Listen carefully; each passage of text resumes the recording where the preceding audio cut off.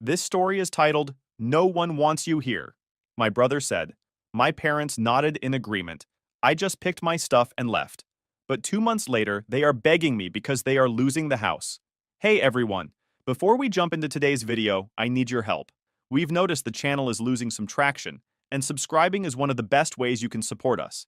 It's quick, free, and it helps us keep bringing you awesome content. Your support means the world.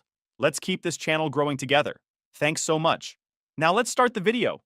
Okay, Reddit, this is going to be a wild ride. I've been wanting to share this story for a while now, but honestly, it still gets my blood boiling just thinking about it. But after what went down last week, I figure it's time to let it all out. Fair warning, this is going to be long as EF. First, let me set the stage. I'm 25 male, working as a diesel mechanic at one of the biggest shops in our city. Been doing this since I was 18, started as an apprentice and worked my way up. Not trying to flex, but I'm pretty damn good at what I do. Like, I'm the guy they call when the other mechanics can't figure shit out. Those big Cummins engines. I can tear them down and rebuild them with my eyes closed at this point. But see, this isn't the life my parents wanted for me. Mom, 52 female, and Dad, 54 male, had this whole plan where I'd go to college, get some cushy office job, and be their perfect success story. When I told them I was going to trade school instead of college, you'd think I told them I was becoming a professional dumpster diver or something. The disappointment was real. Then there's my younger brother Jake, 20 male. This kid, man, where do I even start? Picture the most stereotypical entitled Gen Z kid you can imagine. Then multiply that by 10. That's Jake. While I'm out there busting my ass in 95-degree heat, crawling under trucks and coming home looking like I took a bath in motor oil, this dude's living his best life playing video games and finding himself. The real fun started when I turned 21. I was making decent money by then. Not Jeff Bezos money or anything, but solid enough to have my own place if I wanted. But my parents hit me with this whole family should stick together speech. Stupid me, I bought into it. That's when they dropped the bomb. I needed to start paying rent. $800 a month to be exact. Now, I'm not against paying rent. That's fair, right? I'm an adult, making money, should contribute to the household. But here's where it gets fucked up. Jake pays nothing. Zero. Zilch. Nada. Their excuse? He's still in school. Yeah. School, meaning taking 2 classes at community college that they're paying for, which he's probably going to fail anyway because he spends more time on his PS5 than in class. Let me break down a typical day in our house because this shit is important for context. I'm up at 5:30 a.m. at the shop by 7, working my ass off all day, dealing with crazy deadlines, angry customers, and engines that weigh more than my brother's car. Meanwhile, Jake rolls out of bed whenever he feels like it. Maybe goes to his one class of the day, if he's feeling ambitious. Then parks his ass on the couch for his daily gaming marathon. Mom makes his breakfast, his lunch, his dinner, does his laundry, cleans his room. Kid's living like he's got a personal butler service. Me? I'm lucky if there's any food left when I get home. Half the time, I'm grabbing drive-thru on my way back from work because Mom didn't know when I'd be home, so she didn't make extra. The double standards were so obvious it was almost funny. If Jake leaves dishes in the sink, no problem. If I leave a coffee mug out, you're being disrespectful to the household. Jake wants new gaming equipment? They'll have it ordered before he finishes asking. I need new tools for work. You know, my actual job. You make good money, you should pay for that yourself. But here's the real thing, and I didn't find this out until much later. They were using my rent money to pay the mortgage.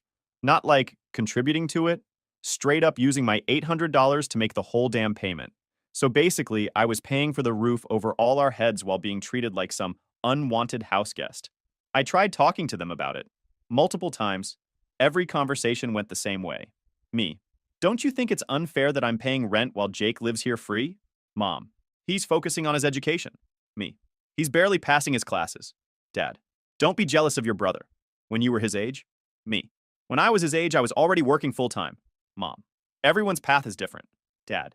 If you don't like it, you can always move out. And round we'd go. It was like talking to a wall, except the wall was actively gaslighting me. The crazy thing is, I put up with this for years. Kept telling myself it was temporary, that eventually they'd see how messed up it was, that Jake would grow up and start contributing. Instead, it got worse. Way worse. And on the top of that, my parents had this really interesting way of defining rent. According to them, that $800 only covered my bedroom and basic utilities. Everything else? That was extra. Want to use the washing machine? That'll be $30 extra per month for water and electricity usage. Want to park in the driveway instead of on the street? $50 monthly parking fee. Need to store your work tools in the garage? Another $40 for storage. I wish I was making this shit up. Meanwhile, Jake's living like he's at a five-star resort. Kid has the master bedroom. Yeah, you read that right. They gave him the bigger room when he turned 18 because he needs space for his gaming setup. He's got his own bathroom, while I'm sharing one with my parents like I'm still in high school. And get this, he has a dedicated gaming room that used to be my dad's office. They literally moved all my dad's stuff to the dining room so Jake could have a proper streaming setup. One day, I'm doing an oil change on my truck in the driveway, because where else am I going to do basic maintenance? Jake comes out whining about how the noise is ruining his stream. My dad actually had the balls to tell me I needed to do my vehicle maintenance at the shop instead, on my day off, using shop equipment I'm not supposed to use for personal vehicles, because it was disturbing precious Jake's Twitch stream that has like 12 followers. But the real kicker? The absolute cherry on top of this shit sundae? They started itemizing my food consumption. No joke. Mom would go grocery shopping, and suddenly there's a list on the fridge with Mike's portion, calculated down to the last fucking slice of bread. A gallon of milk? That's $4.50 on my tab. Used 3 eggs for breakfast? $1.50. Want some of the dinner Mom cooked? Better cough up your share of the ingredients. Jake, though? This kid's eating like a king. Mom's making him special trips to Whole Foods for his dietary preferences. Translation: he watched some YouTuber talk about organic food and decided he's now a health guru. He's got his own snack cabinet that's literally labeled Jake's Do Not Touch. Meanwhile, I bought myself a pack of protein bars and found half of them gone the next day. When I brought it up, Mom said, "You should hide your food better if you don't want to share with family." Share with family. The irony was so thick you could spread it on toast. The financial drain wasn't even the worst part. It was the constant psychological warfare. Every family dinner, the ones I was allowed to join if I paid my portion, turned into a highlight reel of Jake's achievements. Jake might start streaming full-time. Translation: he's dropping out of community college. Jake's got such a good eye for investments. He bought some sketchy crypto after watching a TikTok about it. Jake's really finding his passion. He spent $300 of their money on a course about becoming an influencer. Me? I could literally rebuild an entire semi-engine, save a trucking company thousands in repairs, and get a commendation from my boss. And the most I'd get is, "That's nice, honey. Jake, tell us more about your new YouTube channel." The worst part was watching my skills and hard work get completely dismissed while they celebrated Jake's every minor achievement. I won Mechanic of the Month 3 times in a row at my shop. Crickets. Jake got 100 followers on Twitch. Mom made him a fucking celebration dinner. One particular day really stands out. I just finished a massive job.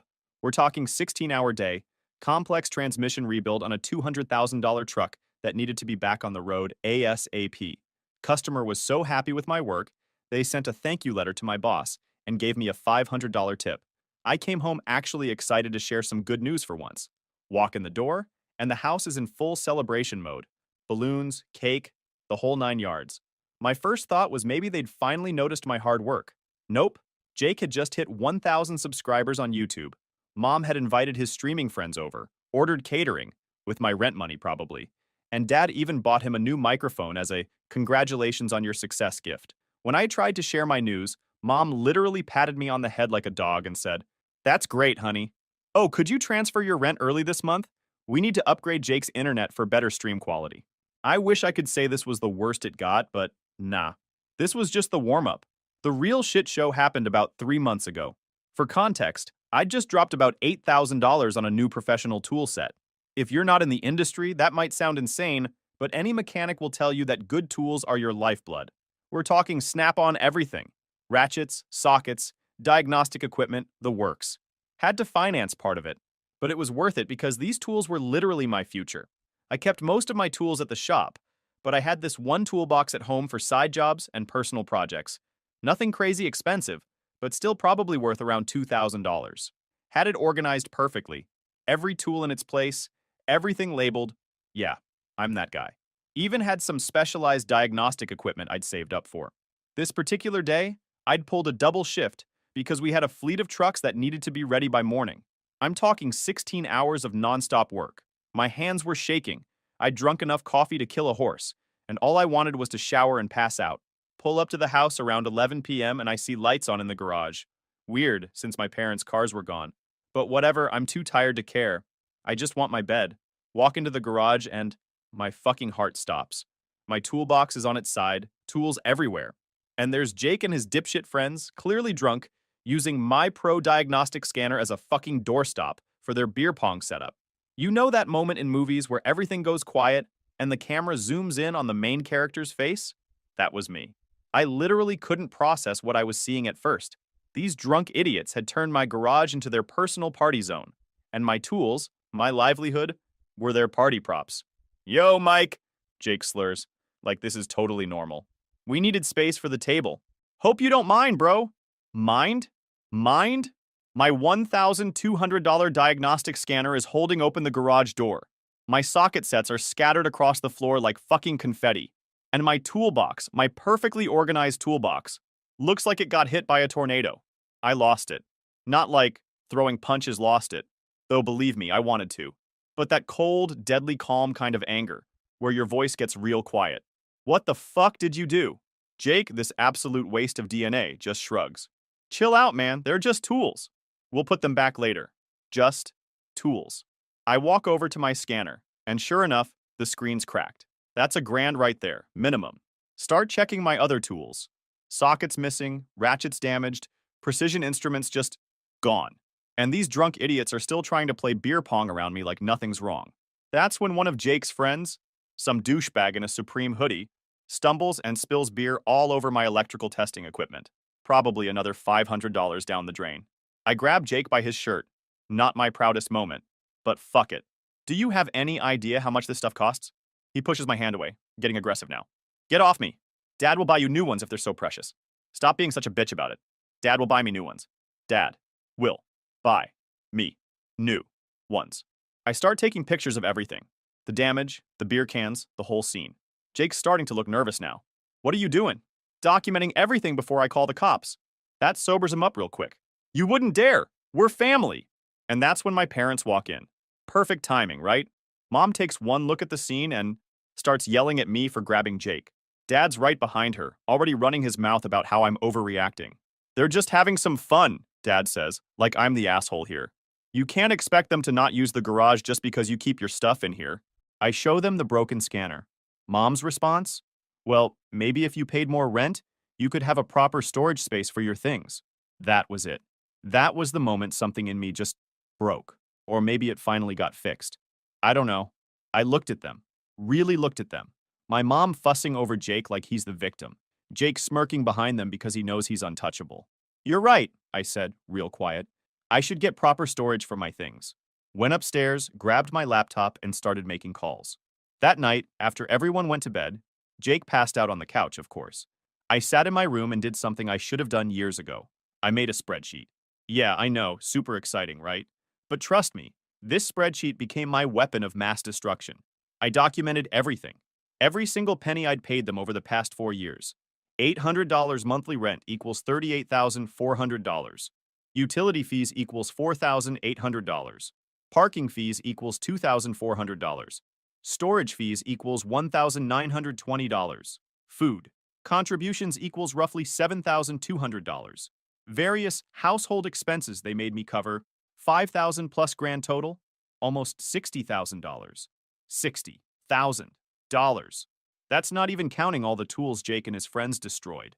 While I'm putting these numbers together, I get this text from Jake. Hey bro, sorry about the tools and stuff. Dad says he'll give you $200 to replace anything that broke. We good? $200. For thousands in damaged professional equipment. I didn't even respond. Instead, I started making calls. First to my buddy Chris, who works in real estate. Turned out he had a client with a garage apartment for rent. Then to my bank to check my savings. Thank God I'd been putting money aside despite my parents bleeding me dry. Finally, to my boss to ask about picking up some extra shifts. But here's where it gets interesting. Remember how I mentioned I'd been paying their mortgage without knowing it? Well, I did some digging. Turns out my $800 rent was exactly the amount of their monthly mortgage payment. Not close to it. Exactly it. They hadn't been contributing a single penny to the mortgage in 4 years. So I came up with a plan. A beautiful, karma-filled plan. First step, I signed the lease on that garage apartment. It was small, but it had a secure space for my tools, and no entitled little brothers using my stuff as party decorations. Put down the deposit that same night. Second step, I started moving my stuff out quietly. Not everything at once. I'm not an amateur. Just a few things each day when nobody was home. The important stuff went first. What was left of my tools, important documents, irreplaceable items. Nobody noticed because, well, nobody ever paid attention to my stuff anyway. Third step, I documented the tool damage meticulously. Took photos, videos, got written statements from two of Jake's friends who were actually decent enough to feel bad about what happened. Made copies of everything and stored them in 3 different places. This would come in handy later. Trust me. Fourth step, I went to the bank and opened a new account at a completely different bank. Started redirecting my paychecks there, canceled all the automatic payments to my parents' accounts, but the master stroke, I waited. See, I knew exactly when their mortgage was due, the first of every month, and I knew they hadn't saved a penny because why would they? They had their reliable cash cow living upstairs. The whole time I'm doing this, life went on as normal. I kept going to work, kept nodding along at dinner when they praised Jake's latest business idea. He was now convinced he could become a cryptocurrency millionaire. Kept acting like everything was fine. Mom did try to talk to me about the tool incident once. She came to my room with that fake concerned look she'd perfected over the years. Honey, I know you're upset about your tools, but Jake feels really bad about it. Maybe if you hadn't left them in the garage. I just nodded and said, You're right, Mom. I should find a better place to keep my things. She looked so relieved, probably thought I was finally understanding their side of things. Little did she know I was already 3 steps into my exit strategy. The best part? Jake kept making it easier for me to justify what I was about to do. Every day there was some new BS.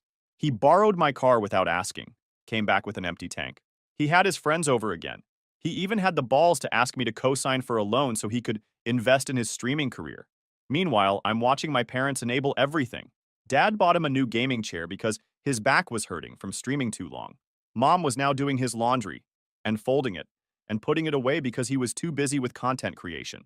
All while I'm still getting bills for my share of utilities and being told I need to contribute more to the household. But here's the thing about people who think they're untouchable. They never see the fall coming. And boy, was this going to be a long fall. I had my move-out date circled on my calendar, July 31st. Why that date? Because their mortgage was due the next day. And August was about to become a very, very interesting month for my dear family, July 31st.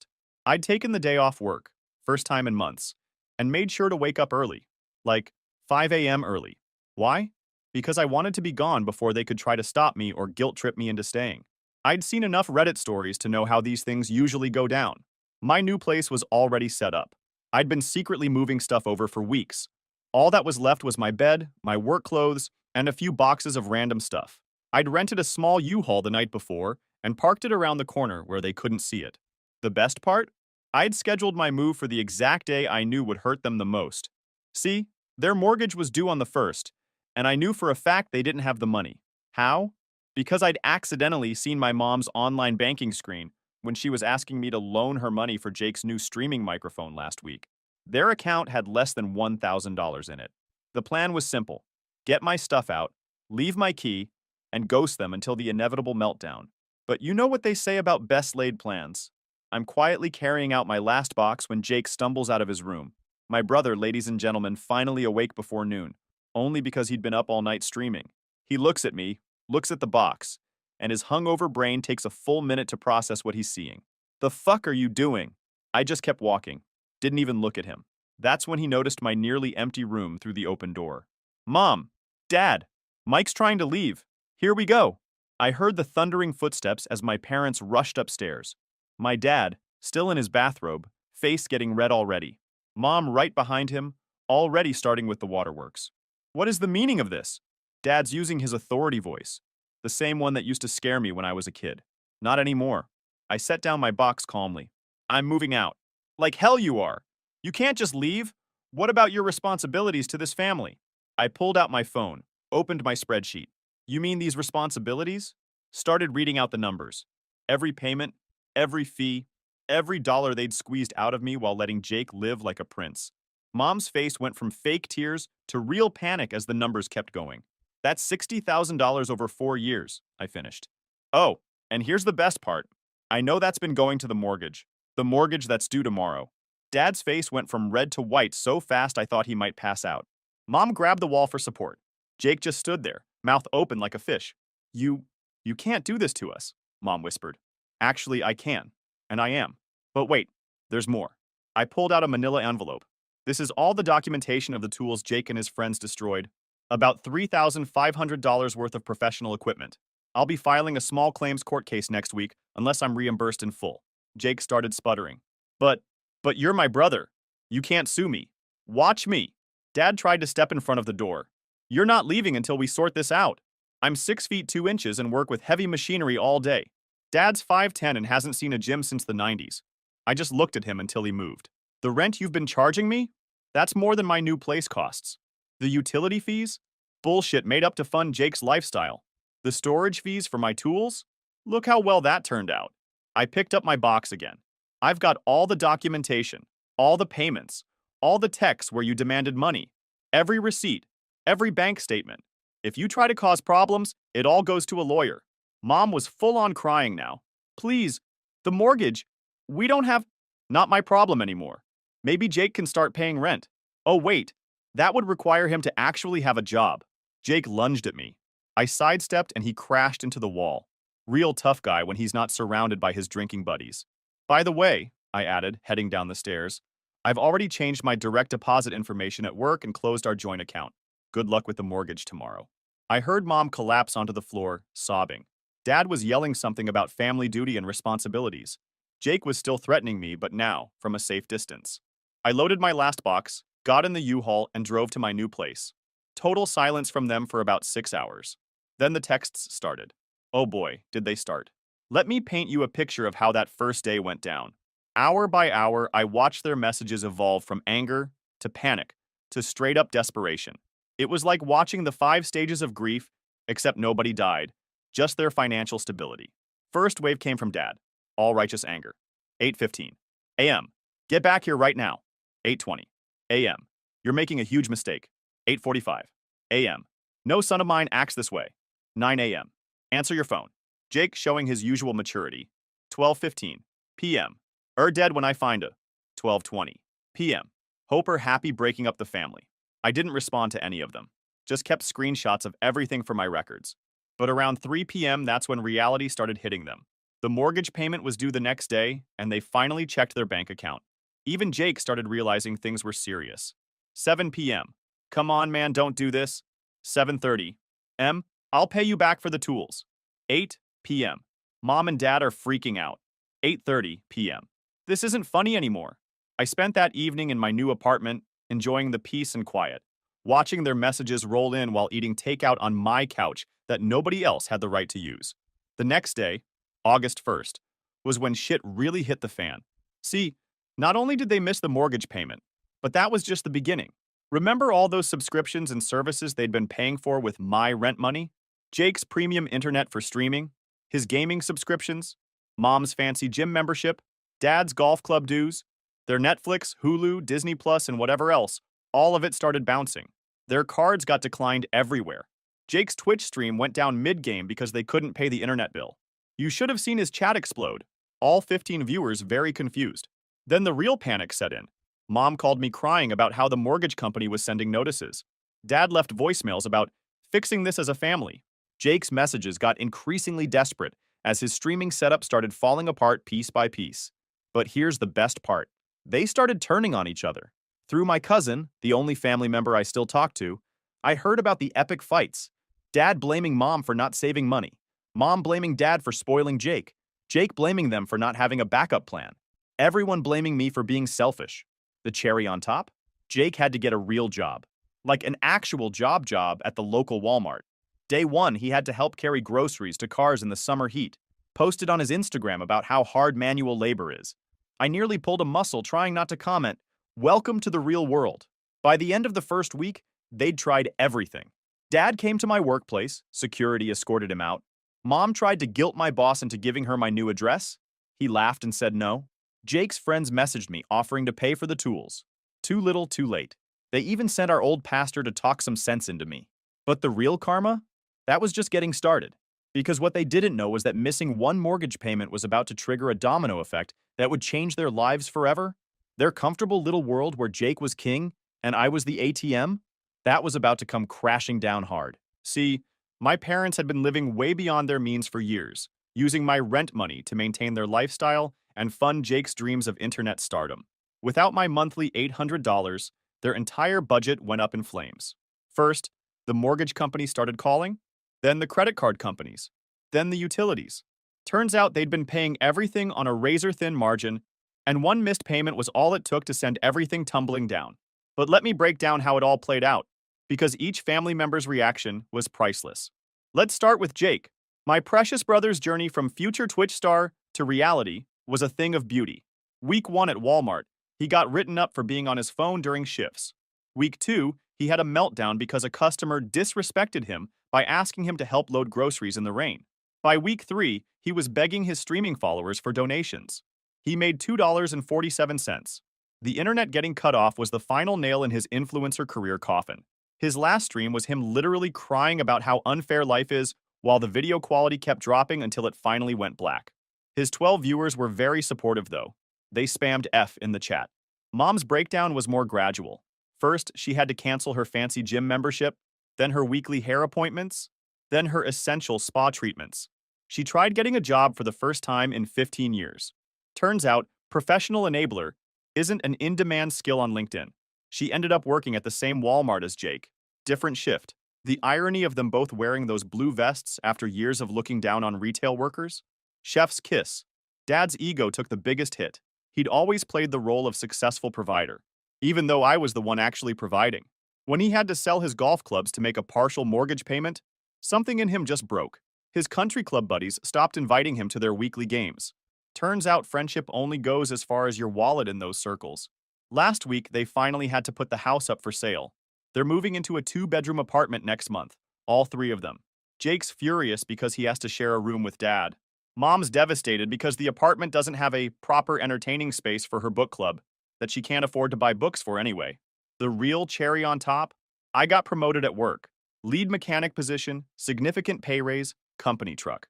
When word got back to them, they tried reaching out again with a business proposition.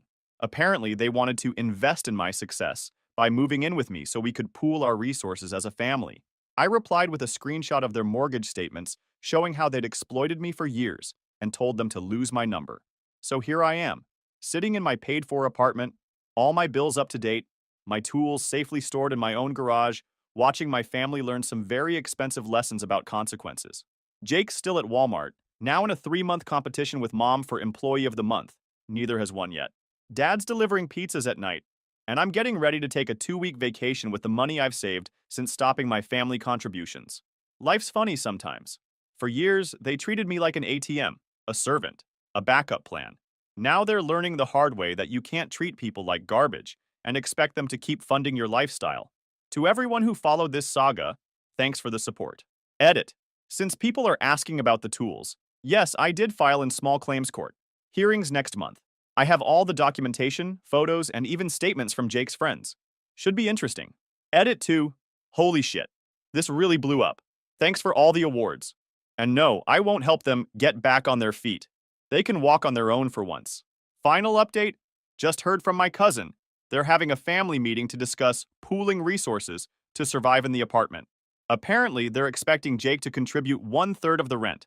The same Jake who called in sick to Walmart 3 times last week because streaming is his real job. Good luck with that.